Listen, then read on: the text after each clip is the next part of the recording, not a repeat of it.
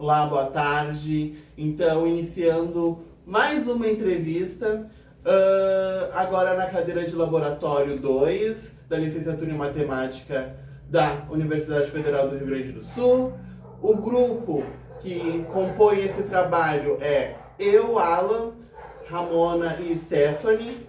Então, vamos direto para a nossa entrevista. E aí, tudo bem? Vamos se apresentando.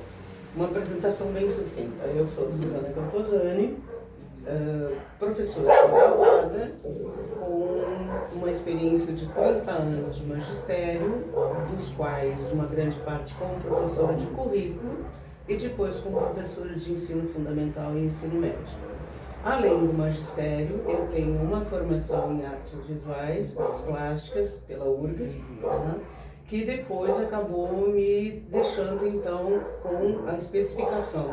E eu passei durante um bom tempo da minha vida a ser professora de artes da rede municipal, estadual e particular.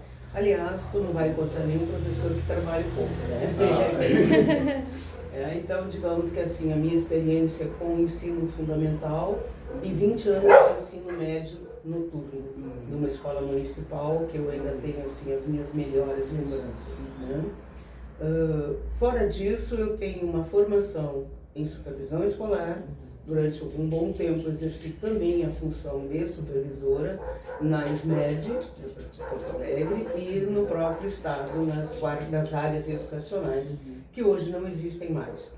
É um trabalho pedagógico muito bom, que eu sinto falta, porque isso não existe mais dentro da rede, nem municipal, nem estadual.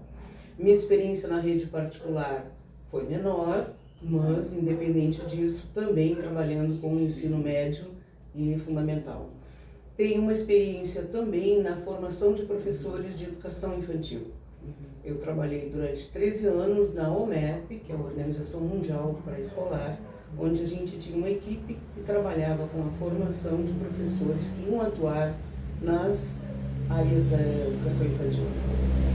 Aí eu fui fechando o meu leque de trabalho, vamos dizer assim, e durante muitos anos fui professora do Centro de Desenvolvimento da Expressão, especificamente então um trabalho de arte e educação, com atendimento a crianças pequenas e adultos numa oficina de cerâmica.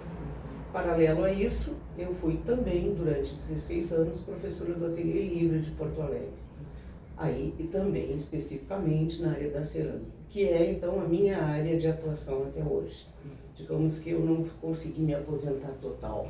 Né? Então, hoje eu tenho um ateliê particular, um ateliê Casa Nova, Espaço Cerâmico, onde eu atuo orientando pessoas que vão buscar aprendizagem de cerâmica, desenvolvimento de projetos, pesquisas em escolas. Acho que é isso, chega de tanta coisa. Pelo ambiente a gente consegue ver também, esses são alguns? Aqui são uma coleção de trabalhos de cerâmica do Brasil e até fora do Brasil, porque isso é uma das coisas que eu procuro fazer, levar grupos também em lugares específicos para conhecer de perto o trabalho de ceramistas. Então, assim, são experiências que dariam uma outra grande entrevista, né? Que seria, assim, essa vivência das pessoas conhecerem no local quem trabalha com isso. E, claro, a gente acaba sempre trazendo, né? Tem muitas guardadas porque não cabe tudo no meu espaço. O resto da casa tem muita coisa minha também. Muito chique. Muito bonito tudo. A gente se maravilha quando entra. E um convívio bem interessante junto com os gatos, né? Porque não é muito fácil mantê-los longe das cerâmicas. Como é que é a tua experiência com a geometria? Como é que tu utiliza dela no seu trabalho? Então, eu acho importante colocar assim, na minha experiência como professora de classe, e eu trabalhava, como eu te disse, com sexta, sétima, oitava, na época eu ainda não tinha o 9º ano, depois já quando eu estava saindo, e no próprio ensino médio. Mas a gente trabalhava sim com a parte da geometria, e uma das preocupações que eu sempre tive, já que eu tenho uma titulação dentro do meu curso de artes visuais, para dar aula de desenho geométrico, de geometria descritiva, né? Além de outras coisas. E a geometria sempre sobrava na carga horária do professor de matemática, que nunca conseguia acomodar tudo. E o que eu procurei durante os anos todos que eu trabalhei com alunos, formalmente, foi tentar trabalhar a geometria com algo muito concreto e muito no cotidiano deles. Porque fica muito difícil, e eu não sei agora, porque já faz muito tempo que eu estou afastado, mas acho que isso não deve ter mudado, essa questão deles enxergarem. Né? Então, quando eu trabalhava com as coisas muito concretas, começando com a própria sala de aula, com a própria carteira, armário, mesa, as formas, e trabalhar depois de uma forma criativa. Então, a construção, aquelas noções mais básicas, né? E tentar sempre trazer, porque, como eu disse, eu não dava aula de matemática, eu usava geometria dentro das minhas aulas de artes plásticas, né? Então é uma abordagem um pouquinho diferente. Mas sim, a noção do que é um ângulo, do que é uma linha, tudo isso a gente trabalha. Mas muito, muito da base do concreto. E como eu sempre trabalhei em realidades, de uma certa forma, com dificuldades de material, eu trabalhei muitos anos na Restinga, né, nas vilas do município, a gente não tinha uma facilidade de material que tem em outros lugares. Então, muito do aproveitamento de coisas como sucatas, coisas que davam fácil de se encontrar.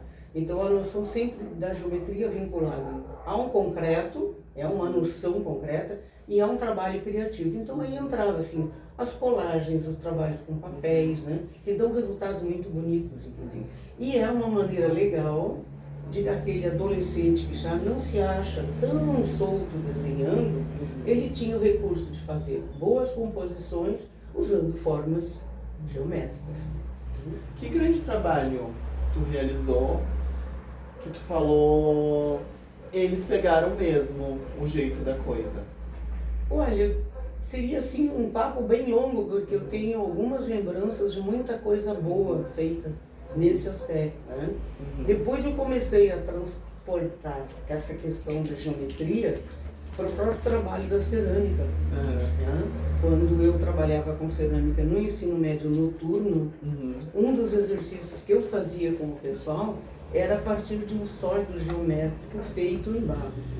E que ele era então desconstruído para criativamente sair uma forma sua, pessoal. Né? Então essa é uma experiência que eu me lembro que o resultado era muito bom. E eram alunos do primeiro ano do ensino médio. Né? Então daí, como um exemplo bastante gostoso, essa coisa de trabalhar com o barro numa peça cerâmica, mas a partir de um bloco, de um sólido geométrico. Qual foi a tua motivação inicial?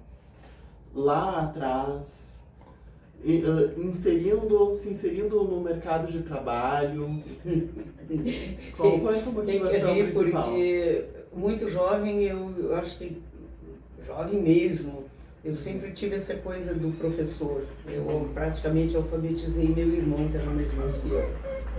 A mania de ser professora já é antiga, né? Eu sempre gostei. E eu sempre disse isso para as minhas alunas professoras quando faziam um curso de especialização de pré-escolar. Se tu não gosta, não fica. Porque o magistério nunca foi reconhecido no nosso país, dificilmente vai ser, né? E aí é um outro papo bem longo, porque tem outros interesses por trás. Para que eu vou mexer em quem pode fazer a diferença, né? Então fica complicado. Mas eu sempre gostei, apesar de enfrentar muitas coisas e de ouvir do meu pai, tem certeza que tu quer ir para o magistério? Né? E eu trabalhei 30 anos em sala de aula. Então acho que dá para dizer que... E tu era muito boa em matemática? Eu sempre gostei de matemática, até hoje gosto. Né? Eu gosto muito de muita coisa. E me surpreendo muito que os jovens, nos últimos anos eu vi isso de uma maneira concreta, e também aí é um outro papo muito longo, essa coisa de tu não gostar de aprender. Eu acho que é a coisa mais importante. Esse é o maior papel do professor. E hoje mais do que nunca, eu não preciso ler um livro na frente deles, né? Nem a ideia de despertar o gosto de aprender. Eu acho que isso que ainda me mantém. Eu ainda estudo, eu pesquiso, né? Eu faço formulação de esmaltes, faço um trabalho danado, porque eu não tenho química na minha vida, né? Tenho alguns conhecimentos através do, como chamam a bruxa, né? De ensaio e erro, aquela coisa toda. Então, o aprender, o descobrir coisas novas, para mim é o que nos move. E eu acho que isso não deixa a gente também envelhecer, né? Quer queira ou não, eu tenho 76 anos e ainda gosto de estudar. E eu não vejo isso numa grande parte da turma. Fica tudo muito superficial e tudo muito...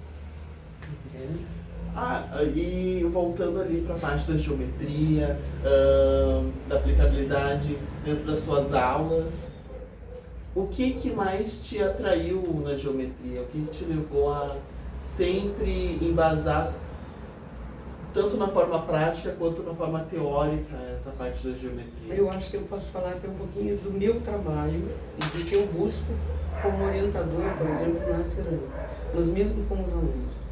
A geometria está presente na natureza de uma forma linda e isso me fascina. Se tu pegar um girassol, se tu pegar uma concha, tu tem tudo de matemática ali, né? Então, assim, isso é fascinante. E isso dá para se usar, sim, para que as pessoas, e principalmente os jovens, olhem a matemática de maneira diferente. Que não seja aquela coisa de fazer cálculo chato, né? E a gente hoje sabe das limitações que a tecnologia também impõe, no sentido da própria, ali faz, não preciso me envolver, não preciso procurar, não preciso fazer, né? Cálculo mental e cálculo no papel é quase que em desuso, né? São raros os que ainda fazem. Mas eu acho que o que mais me fascina na matemática é a presença dela em tudo. Se tu pegar uma casa como essa, tu tem ela presente em todas as coisas que tem ali dentro, né? E na natureza, que é uma das coisas que me agrada muito, eu sou fascinada por cactos, suculentas, adoro esse tipo de coisa, planto, gosto, e se tu olhar, tu insere a geometria perfeitamente nessas formas. A natureza é mais matemática do que qualquer outra coisa. Tu sente que a geometria evoluiu ao longo do tempo? Bom, eu aí não vou poder te responder assim, porque eu não me envolvi, né? Eu hoje tenho um universo de trabalho mais fechado. Eu continuo usando as questões da geometria no meu próprio trabalho da cerâmica, no que eu produzo, porque eu me inspiro muito nessas formas na natureza. Então, assim, quando tu precisa, inclusive, abrir uma placa, tu vai medir, tu vai olhar a espessura, tu vai calcular, sabe? Então, fora disso, eu não estou tão envolvida com, assim, o que aconteceu com a matemática atualmente. A gente sabe que hoje a tecnologia está aí e tira, né, muito de uma série de coisas que ninguém para pensar. Eu acho que a tecnologia reprimiu algumas das nossas habilidades práticas. Eu acho que algumas coisas sim, e a gente está começando a ver o resultado disso na medida que tu pega a gurizada jovem, com uma dificuldade muito grande de leitura mais alongada, de ter um texto maior, né? Ou de um raciocínio, de um desafio, as coisas estão muito ali. Por outro lado, ela está desenvolvendo outras coisas que são positivas, né? Um outro tipo de pensamento. Então a gente também não pode dizer que tudo não é? Então, eu acho que tem que achar um equilíbrio nisso aí. As coisas estão se modificando, inclusive a gente não consegue aceitar mais uma escola nos moldes tradicionais. Se eu já não aceitava no tempo que eu estava dentro da escola, né, e briguei muito com algumas coisas, hoje menos ainda. Só que a gente ainda tem esses contrapontos tão grandes, né? Tanto que hoje está se criando algumas legislações tentando tirar o celular dentro da sala de aula. Vamos ver o que vai dar isso. Vamos ver. Mas voltar a escrever é uma das coisas que eu defendo. Lógico, né? Toda a vida. A gente fazia os cadernos até o iniciozinho da minha escolarização, até o final até, não sei, a experiência das colegas aqui que estão presentes também. Eu sou muito velha pra isso. Mas eu escrevi hoje. Mas eu acho, hoje tu vê, inclusive, alguns lugares trabalhando com oficinas de escrita criativa. Eu até hoje, eu escrevo, eu tenho cadernos do registro do ateliê, eu sinto necessidade de escrever os textos, as coisas que eu vou fazer, eu preciso disso. Eu rabisco, eu escrevo, para mim é uma coisa necessária. Mesmo que eu tenha outras coisas em volta, eu não consigo abrir mão do escrever. Tu teve um bom professor de matemática? Posso contar? Assim, ó, Eu tive uma formação em escola pública. Uhum. Eu estudei num grupo escolar e a gente ainda tinha exame de admissão. A gente se preparava no 5º ano, voltou a se chamar 5º ano, na época era 5º ano, e a gente fazia um exame de admissão e eu fui uma aluna, eu era uma aluna estudiosa. Vamos dizer que eu oficialmente era chamada de CDF. Ainda uso, parece que esse termo. E aí eu fui para o Instituto de Educação, gente, exceção saudade aqui. Instituto de Educação, que era considerado uma das melhores escolas, e era. Eu tive uma formação extremamente sólida. Eu fiz o antigo ginásio, que eram 4 anos, e fiz magistério no Instituto de Educação. E na minha formação de magistério, eu tinha aula, gente, o dia inteiro. Eu tinha uma formação de ensino médio e uma formação pedagógica. Tanto que eu, quando fiz vestibular, eu fiz o primeiro vestibular semi-unificado da URGS, sem fazer cursinho. Cursinho era artigo de altíssima, ainda era uma coisa pequena e pouquíssima gente tinha acesso.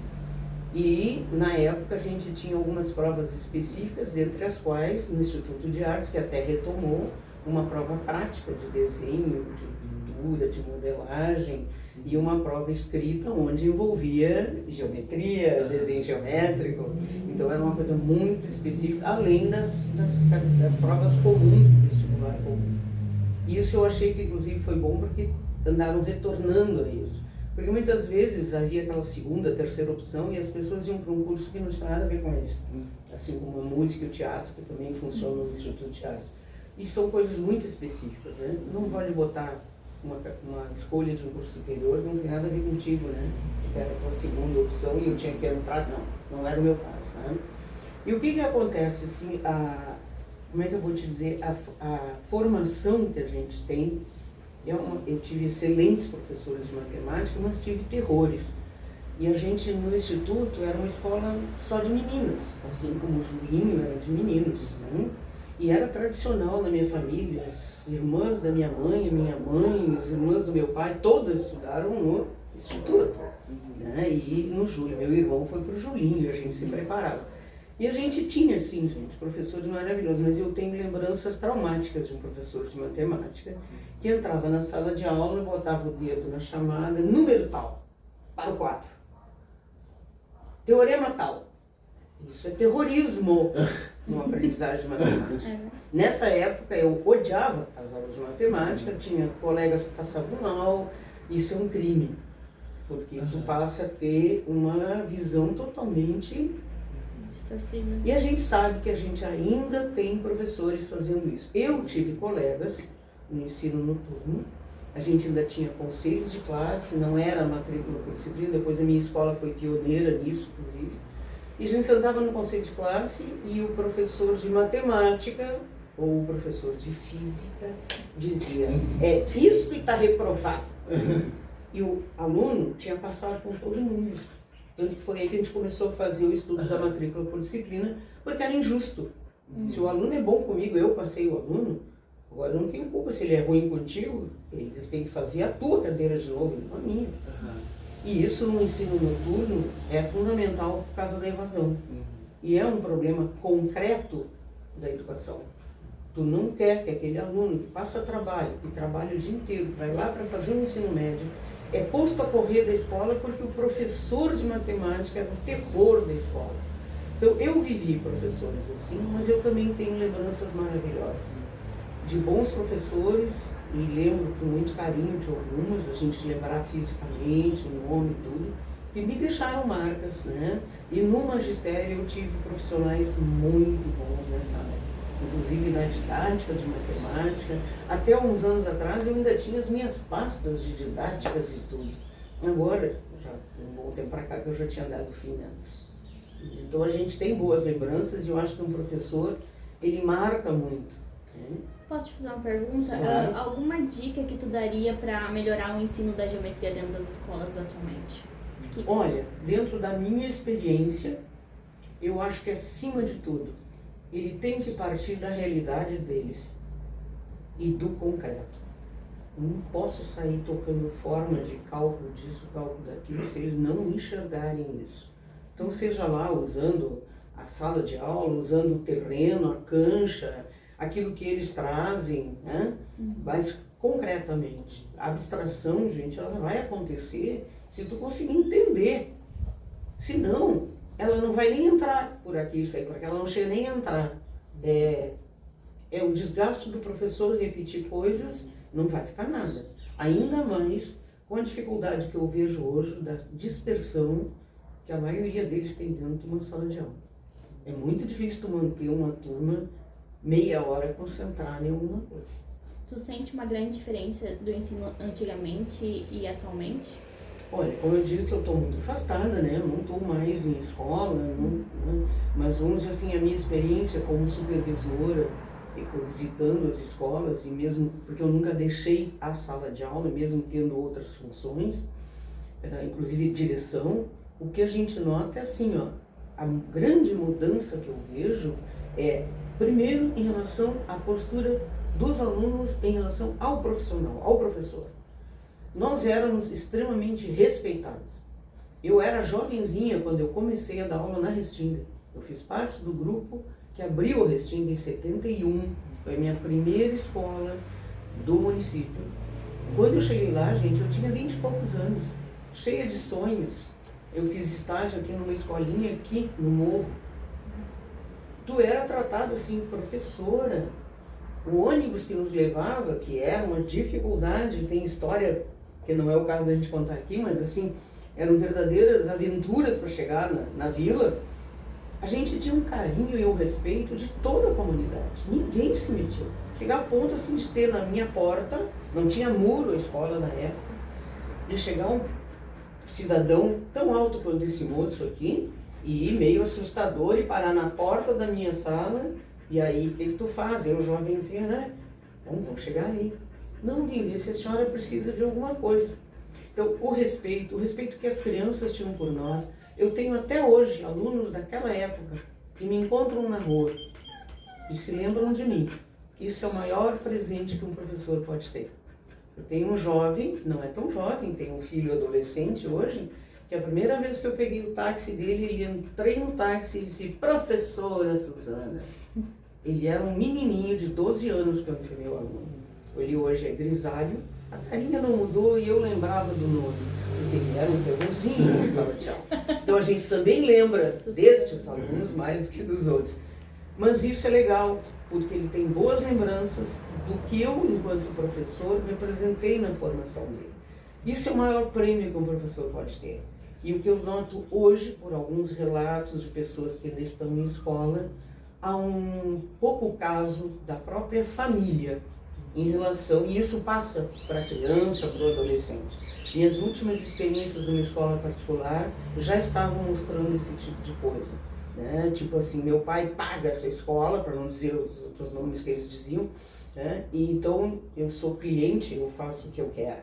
Então, e essa coisa de um professor não poder tomar uma atitude de educação, no sentido de repreensão, chamar atenção, porque a mãe ou o pai vão lá bater ou vão estimular o filho. Isso aí são casos que a gente vê um monte.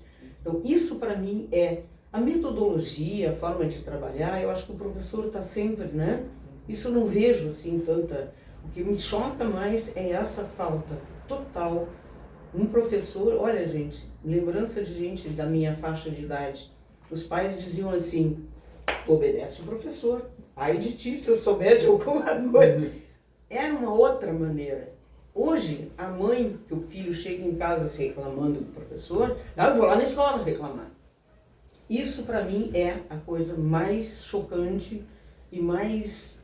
Então tu vê que um grande problema é a estrutura a familiar estrutura em si, em relação ao valor que se dá a esse papel.